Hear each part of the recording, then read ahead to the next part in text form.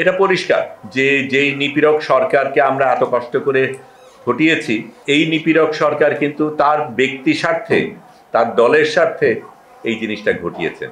BDR ঘটনা যখন ঘটে তখন কিন্তু আমি সাংবাদিক হিসাবে সেখানে গিয়েছিলাম। তখন আমি ২ নম্বরে ওই লেকের পাড়ে একটা ড্রেনের মধ্যে লুকিয়ে ওখান থেকে ছবি তুলছি, উপর থেকে গুলি যাচ্ছে। যেই ঘটনাগুলি ঘটছে তখন আমরা পুরোপুরি জানি না, কিন্তু আস্তে আস্তে এই জিনিসগুলি আসা শুরু করে এবং তখন কিছু জিনিস বুঝি। তারপরে আমাকে যখন আটক করা হয়, আমি যখন কেরানীগঞ্জে যাই, তখন কেরানীগঞ্জে আমি অনেক বিডিআরের সাথে আমার দেখা হয়, আলাপ হয় এবং তখন প্রতি মাসে একটা ঘটনা ঘটতো যেটা আমাকে খুব বেদনা দিত। প্রতি মাসে কাশিমপুর থেকে শয়ে শয়ে বিডিআরকে আনা হতো কেরানীগঞ্জে ডান্ডাবেরি পড়ার কোনো নিয়ম আমাদের দেশে নেই, কিন্তু সেটাই হতো। তারা ওখানে থেকে রাতে থেকে তারপরে তাদের জেলে নেওয়া হতো, কোর্টে নেওয়া হতো, কোর্ট থেকে আবার ফিরে যেত। কোর্টের ভেতরেও তারা ঢুকতো না, কিন্তু এই প্রহসনটা অনেক প্রহসনের মধ্যে একটা প্রহসন। আমি এই কথাগুলি বলছি এই কারণে যে আমি নিজে যেই জিনিসগুলি দেখেছি সেটার কথা, তার মধ্যে আমি ছোট্ট কয়েকটা জিনিস বলবো যেটা ওনারা অনেকগুলি যুক্তি বলেছেন যেগুলি একেবারেই পরিষ্কার।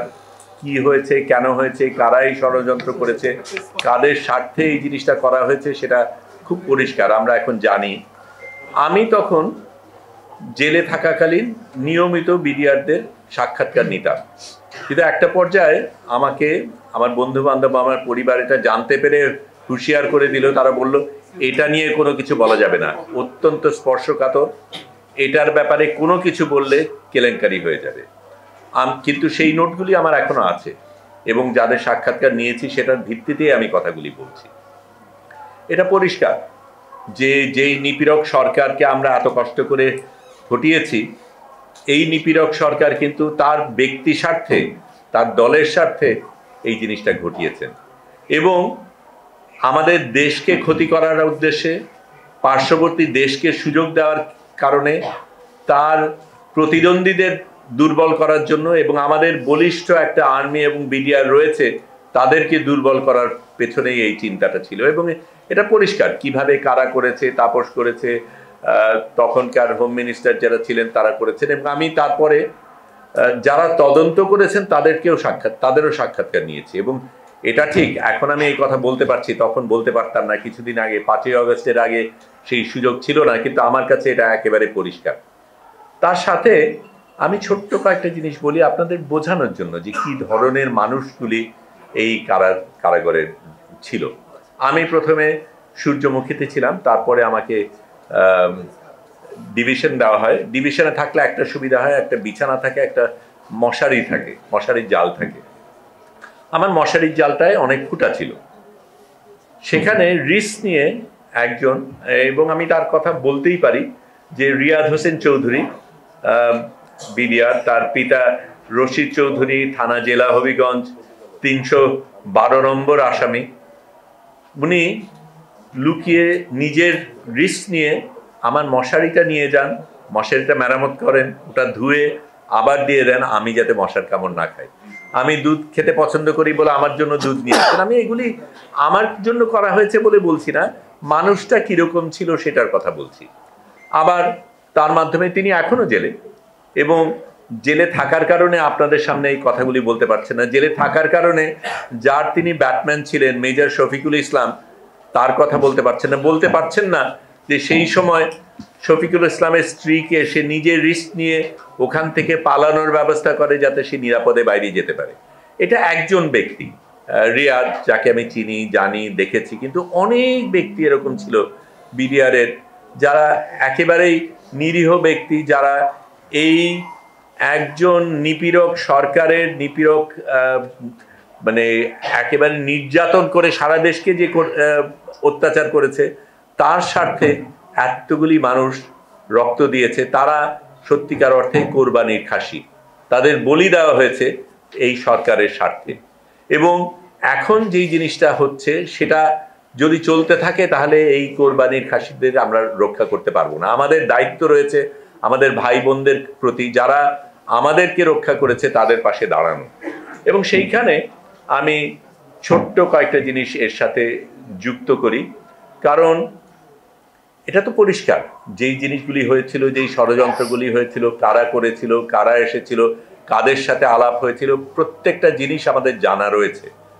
তারপরে আজকে যখন আমরা একটা স্বাধীন বাংলাদেশে দাঁড়িয়ে আছি, যখন আমরা স্বৈরাচারকে হটিয়েছি, যখন আমরা আমাদের আকাঙ্ক্ষার সরকারকে পেয়েছি, তখন সেই পরিস্থিতির মধ্যেও মুশতাক আহমেদ যেভাবে মারা গেছেন, এর আগের ইপিআরের কথা তো আমি বললাম, এতগুলি মানুষকে যারা অত্যাচার করেছে, সেই রকম আজকে যেই ভাই ও বোনেরা হাজতে রয়েছেন একেবারে নির্দোষ, তাদের প্রতি এই অত্যাচার করা হচ্ছে, এটা কি করে সহ্য করব?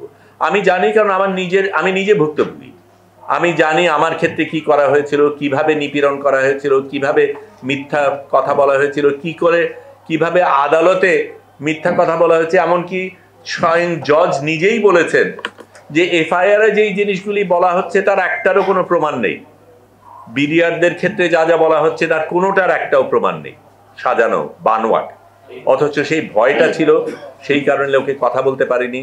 আমি আবারও বলছি, যারা তদন্তকারী তাদের সাথে আমি কথা বলেছি, আমি বিডিআরদের সাথে কথা বলেছি, আমি বাইরের মানুষের সাথে কথা বলেছি, আমি বিভিন্নভাবে সাংবাদিক হিসাবে জোড়া তালিয়ে দিয়ে ঘটনার কি ঘটেছিল সেটা বুঝতে চেষ্টা করেছি। কি কারণে বাইরের গাড়ি সেখানে ঢোকে, কি কারণে কারা অ্যাম্বুলেন্স আসে, কি কারণে কাদের সুযোগ দেওয়া হয়, কি কারণে রহস্যজনকভাবে কাউকে ছেড়ে দেওয়া হয়, কাউকে আটক করা হয়, কি কারণে কাউকে খুন করা হয়, যাতে সত্য তথ্যটা না বেরিয়ে আসে, সেই জিনিসটা আমাদের সকলের কাছে পরিষ্কার। তারপরেও এরকম একটা অন্যায় হতে থাকবে, এটা আমরা হতে দিতে পারি না। আমরা অবশ্যই চাই সুবিচার হোক, আমরা অবশ্যই চাই নতুন কমিশন যেখানে এসেছে সেই কমিশন জোরালোভাবে যা হওয়া উচিত প্রকৃত বিচার করে যেই মানুষগুলিকে, যে নির্দোষ মানুষগুলিকে এখনো হাজতে রাখা হয়েছে, যাদের এতগুলি বছর চলে গেছে, যাদের যৌবন চলে গেছে, তাদের প্রতি আমরা দয়া রাখি, তাদের প্রতি ন্যায় বিচার করি। রিয়াদের কথা বলছিলাম, অন্য জিনিস বলি, দিনের শেষে আমরা তো মানুষ।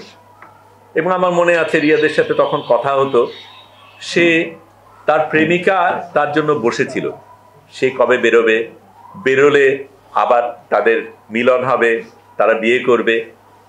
কিন্তু বছরের পর বছর এগিয়ে যাচ্ছে, রিয়াদ তার প্রেমিকাকে বলল, আর কতদিন বসবে, আমার জন্য বসো না, তোমার তো একটা ভবিষ্যৎ আছে, তোমার নিজের কথা ভাবো।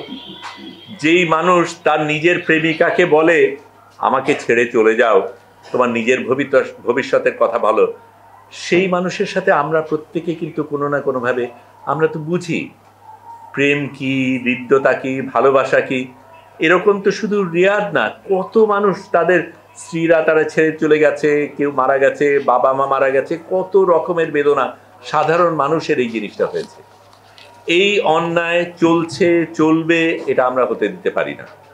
আমি আশা করি যেই সরকার আমরা পেয়েছি, যেই সরকারের উপর আমরা আস্থা রাখি, যেই সরকারের দিকে আমরা তাকিয়ে থাকি, যেই নতুন বাংলাদেশের স্বপ্ন আমরা দেখি, সেই বাংলাদেশে এই ধরনের অবিচার কখনোই হবে না। এবং সকল বিডিআর যাদের প্রতি অন্যায় অবিচারে এইভাবে রাখা হয়েছে তাদেরকে মুক্ত করা হবে, তারপরে একটা সুষ্ঠু তদন্ত হবে।